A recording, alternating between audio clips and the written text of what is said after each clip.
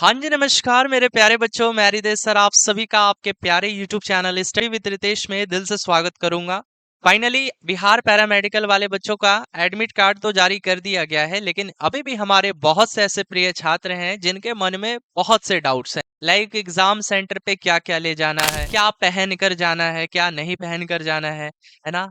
आधार card नहीं है तो इसके अलावा और क्या विकल्प हो सकता है, या फिर आपने तो एडमिट कार्ड डाउनलोड कर लिया है लेकिन एड्रेस गलत सर दिखा रहा है, एड्रेस गलत छप गया है या फादर के नाम में गलती हो गया है, हमारा जो है हमारा ही नाम जो है गलत कर दिया गया है बोर्ड के द्वारा। तो अब ऐसे में क्या करें, तो आज की इस वीडियो में हम आपको पूरी बातें पूरी डिटेल्स में बताएंगे। तो इस वीडियो को अंत तक जरूर देखना।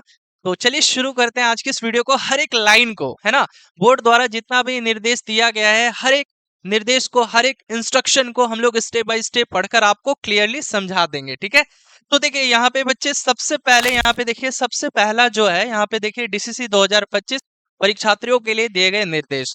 तो यहाँ पे देखिए पहला पॉइंट है, परीक्षार्थियों को अपना प्रवेश पत्र प्रवेश द्वार तथा परीक्षा कक्ष में मांगने पर निश्चित रूप से दिखाना पड़ेगा। यानी यहाँ पे आप जितने भी प्यारे स्टूडेंट हैं, आपका एडमिट कार्ड आपसे प्रवेश द्वार पर मांगा जाएगा, तो आपको वहां पे निश्चित रूप से दिखाना होगा। ठीक है, यानी आप अपना एडमिट कार्ड जो है बच्चे वो एग्जामिनेशन हॉल में मांगने पर आपको निश्चित रूप से दिखाना होगा। उसके बाद सेकंड इंस्ट्रक्शन है, विद्यार्थियों के लिए प्रवेश पत्र पर रिपोर्टिंग टाइम के अनुसार परीक्षा स्थल पर पहुंचना अनिवार्य है। परीक्षा केंद्र पर प्रवेश द्वार परीक्षा प्रारंभ होने के आधा घंटा पूर्व बंद हो जाएगा। यानी यहाँ पे सीधा सीधी ये कहा गया है कि जितने भी बच्चे हैं, जितने भी विद्यार्थी हैं, आप लोग अपने रिपोर्टिंग टाइम के अकॉर्डिंग ही परीक्षा स्थल पर पहुंचे, है ना। नहीं तो अन्यथा क्या होगा कि बेटा जब 11 बजे से तो आपका एग्जाम शुरू होगा, तो यहाँ पे ये बोला है कि जब 11 बजे से एग्जाम शुरू होगा ना, तो भैया परीक्षा प्रारंभ होने के आधा घंटा पूर्व जो है बंद हो जाएगा। ठीक है, मतलब प्रवेश द्वार जो है ये गेट इसको बंद कर दिया जाएगा। तो आप लोग को कोशिश करना है आपके एडमिट कार्ड पे जो भी रिपोर्टिंग टाइम दिया गया है उसी टाइम पर आप पहुंचे। देखिए जैसे यहाँ पे एक बच्ची है, ठीक है, इसका रिपोर्टिंग टाइम यहाँ पर देख सकते हैं 9 बजे दिया है। ठीक है, तो आप लोग अपने रिपोर्टिंग टाइम पर ही पहुंचने का प्रयत्न करेंगे, कोशिश करेंगे। अगर 15-20 मिनट आधा घंटा इधर उधर हो जाता है तो कोई दिक्कत नहीं है, लेकिन हाँ, एग्जाम 11 बजे से शुरू होगा तो आप एटलीस्ट 10:30 बजे तक एनी हाउ सेंटर पे पहुंच जाइएगा। ठीक है, इसके बाद थर्ड नंबर है, यानी स्टूडेंट को परीक्षा प्रारंभ होने के निर्धारित समय से 15 मिनट पहले परीक्षा कक्ष में अपना स्थान ग्रहण कर लेना होगा। यानी इसमें यह कहा जा रहा है कि भैया जब 11 बजे एग्जाम शुरू होगा तो है ना 10:45 तक आपको आपको अपना स्थान ग्रहण कर लेना होगा। ठीक है, इसके बाद कहा जा रहा है कि भाई स्टूडेंट को सेंटर सुपरिटेंडेंट तथा इन्विजिलेटर द्वारा अवधि में दिए गए निर्देशों का पालन करना आवश्यक है। तो बेटा आपका जो भी सेंटर होगा वहां पे एक सेंटर सुपरिटेंडेंट होंगे और वहां पे बहुत सारे इन्विजिलेटर होंगे। ठीक है, तो वो जो भी आपको डायरेक्शन दें उनके नियमों का पालन करना। ठीक है, ये सिंपल वर्ड में कहा गया है कि भैया जो भी वो बोलते हैं, साइन करने के लिए कहेंगे, है ना, या फिर कुछ भी कहते हैं, तो वहां पे आपको उनके कहे गए निर्देशों का पालन करना आवश्यक है। ठीक है, इसके बाद यहाँ पे कहा जा रहा है यदि कोई परीक्षार्थी यानी कोई विद्यार्थी अनफेयर मीन्स या किसी अन्य विद्यार्थी के बदले परीक्षा देने का प्रयत्न करेगा या फिर मतलब इस तरीके का अगर कर रहा है, ठीक है, तो उसको दोषी ठहराया जाएगा और उसे परीक्षा कक्ष से निष्कासित करके उसके विरुद्ध जो है कानूनी कार्रवाई की जाएगी और उसकी उम्मीदवारिता जो है वो खत्म कर दी जाएगी, यानी रद्द कर दी जाएगी। अब देखिए इसमें साफ साफ ये कहा गया है कि बेटा नकल नहीं करना है, नकल नहीं करना है, या फिर आपको कुछ ऐसा जो है दोषी वाला काम नहीं करना है। ठीक है, मतलब आप कहने का मतलब दोषी वाला मान के चलिए, बहुत से लोग क्या होते हैं कि किसी और का भी एग्जाम दे रहे होते हैं। ठीक है, तो अगर आप पकड़े गए, ठीक है, अगर आप पकड़े गए तो आपके खिलाफ जो है कार्रवाई भी की जाएगी, परीक्षा तो रद्द हो ही जाएगा आपका, और आपके खिलाफ जो है कार्रवाई भी की जा सकती है बोर्ड के द्वारा। ठीक है, तो नकल वकल ये सब के फेरा में नहीं रहना है। आपने जिस तरीके से, जिस मेहनत से, जिस लगन से तैयारी की है, बस उसी तैयारी के साथ जो है अपना इस एग्जाम को देना है और एग्जाम में बेस्ट करके दिखाना है। ठीक है, चलिए इसके बाद जो है परीक्षार्थियों को निर्देश दिया जाता है कि उनके परीक्षा केंद्र पर डीसीसी 2025 का प्रवेश पत्र, माध्यमिक इंटरमीडिएट परीक्षा अथवा समकक्ष परीक्षा का एडमिट कार्ड या कोई आई कार्ड तथा ओएमआर उत्तर पत्रक भरने के लिए नीली या काली पॉइंट कलम, 500 ml पारदर्शी पानी की बोतल लाना अनिवार्य है। मतलब यहाँ पे ये कहा जा रहा है सिंपल सिंपल कि बेटा आपका ये जो एडमिट कार्ड है, ये एडमिट कार्ड तो आपको ले जाना है, साथ ही साथ कोई ऐसा आई कार्ड, जैसे आपका पैन कार्ड हो गया, आधार कार्ड हो गया, डीएल हो गया यानी ड्राइवरी लाइसेंस हो गया, या अगर ये सब नहीं है तो आप इंटर का या फिर 10th का यहाँ पे बेटा आप लोग जो है एडमिट कार्ड लेके जा सकते हैं। 10th का या 12th का एडमिट कार्ड या फिर कोई भी ऐसा आई कार्ड, ठीक है, जो आपके पास हो। और साथ ही साथ ओएमआर सीट भरने के लिए या तो आप ब्लू पेन का यूज करेंगे या फिर ब्लैक पेन का यूज करेंगे, ठीक है। तो ये आप ले जा सकते हैं, रेड पेन का यूज नहीं करना है, वर्जित है। आ रही है बात समझ में? और उसके बाद देखो बेटा, गर्मी का समय है तो आप लोग पानी का बोतल जरूर ले लीजिएगा, ठीक है। वाटर बोतल जरूर ले लेना है, 500 ml यहाँ पे लिखा हुआ है, वो भी ट्रांसपेरेंट होना चाहिए, ठीक है। ट्रांसपेरेंट बोतल आपको लेके जाना है, ठीक है। चलिए, बहुत अच्छी बात है। इसके बाद यहाँ पे ये कहा जा रहा है 7वां पॉइंट, प्रत्येक विद्यार्थी को ओएमआर आंसर शीट को भरने के लिए परीक्षा कक्ष में दी जाने वाली प्रश्न पुस्तिका के आवरण पृष्ठों पर ओएमआर उत्तर पत्रक के दोनों ओर छपे हुए सभी निर्देशों को अवश्य पढ़ लेना है। यानी कहने का मतलब कि आपको जो क्वेश्चन पेपर दिया जाएगा, ठीक है, और आपको जो ओएमआर सीट दिया जाएगा, मतलब उत्तर पत्रक दिया जाएगा, मतलब क्वेश्चन पेपर दिया जाएगा और ओएमआर सीट दिया जाएगा, मतलब वही आंसर सीट, तो उस पे दिए गए सभी टर्म्स एंड कंडीशन को आपको अच्छे से पढ़ लेना है, ठीक है। बस इतना कहा गया है। इसके बाद परीक्षार्थियों को उत्तर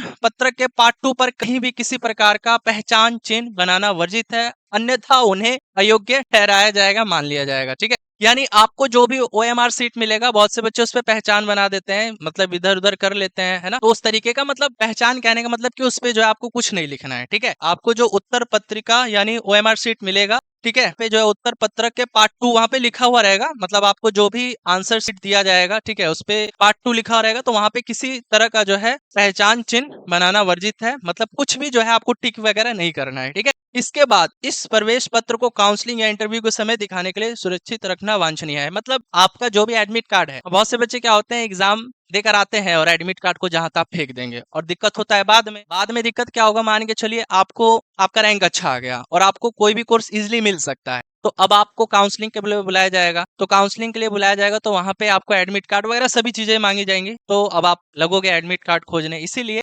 एग्जाम सेंटर से आते ही आपको एडमिट कार्ड को जो है अच्छे से सुरक्षित रूप में रख देना है, ठीक है। चलिए, इसके बाद जो है यहाँ पे ये कहा जा रहा है बेटा, किसी भी परीक्षार्थी के लिए परीक्षा कक्ष में अपने साथ calculator, slider rule, graph paper, chart या किसी प्रकार का इलेक्ट्रॉनिक उपकरण तथा Bluetooth, mobile phone, pager, ATM card, घड़ी, ये सब रखना वर्जित है। मतलब आपको किसी तरह का जो है इलेक्ट्रॉनिक डिवाइस नहीं लेके जाना है, चाहे वो कैलकुलेटर हो, चाहे वो स्मार्ट वॉच हो, चाहे वो फोन हो, ठीक है, ऐसा जो है वर्जित है, आपको नहीं लेके जाना है, ठीक है। इसके बाद परीक्षार्थी चप्पल एवं हाफ शर्ट या फिर कुर्ती पहनकर आए। मतलब अगर आप बेटा देखो, अगर आप बॉयज हो तो आप हाफ शर्ट और नॉर्मली हाफ शर्ट चप्पल वगैरह, मतलब नॉर्मली ड्रेस में जा सकते हो, ठीक है। हाँ, जूता पहन के नहीं जाना है। अगर आप गर्ल्स हो तो कुर्ती पहन के जो है नॉर्मली जा सकते हो, ठीक है। अब यहाँ पे बोला है कि जूता पहनकर आएंगे तो उन्हें परीक्षा केंद्र के परिसर में प्रवेश की अनुमति नहीं दी जाएगी, ठीक है। तो आप कोशिश कीजिएगा, स्लीपर पे चले जाइएगा, सैंडल पे चले जाइएगा, नॉर्मल चप्पल पे चले जाइएगा, जूता वैसे भी गर्मी का समय है तो सही नहीं है,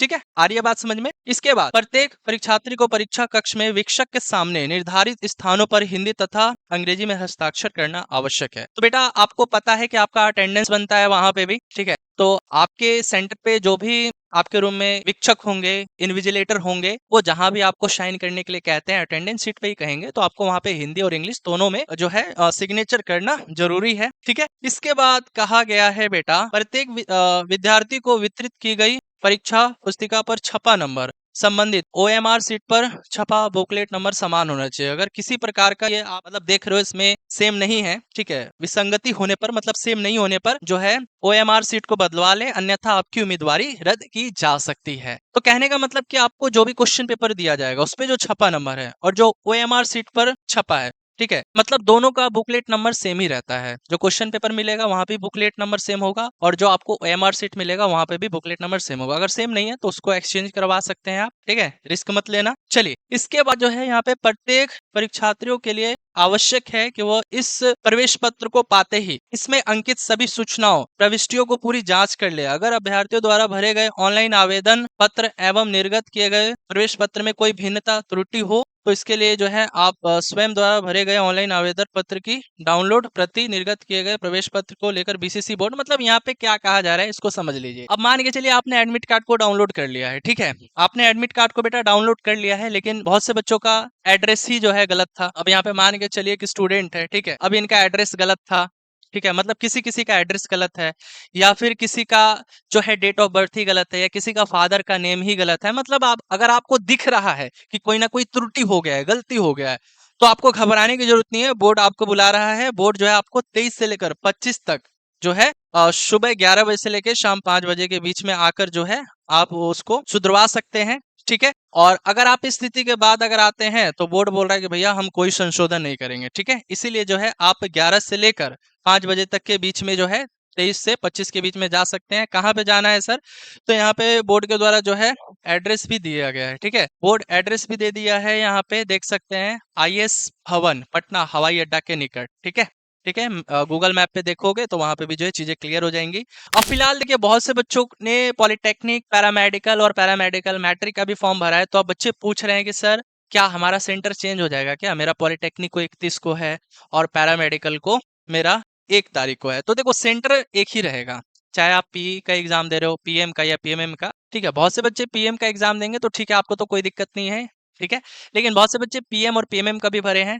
तो सबसे पहले देखो बेटा पीएम का एग्ज़ाम होगा, ठीक है? 1 तारीख को 11 से लेकर सवा 1 के बीच में। उसके बाद उसी सेंटर पे, ठीक है? उसी सेंटर पे जो है पीएमएम का भी एग्ज़ाम आपका कंडक्ट करवाया जाएगा 2 बजे से सवा 4 बजे के बीच में, ठीक है? तो चलिए अगर अभी भी कोई डाउट है या कोई प्रश्न है तो आप लोग हमारे वीडियो के कमेंट सेक्शन में पूछ सकते हैं। तब तक के लिए इस वीडियो में इतना ही। वीडियो अच्छी लगी हो तो इस वीडियो को लाइक ज़रूर कीजिएगा। मिलेंगे अगली वीडियो में नई इन्फॉर्मेशन के साथ। धन्यवाद।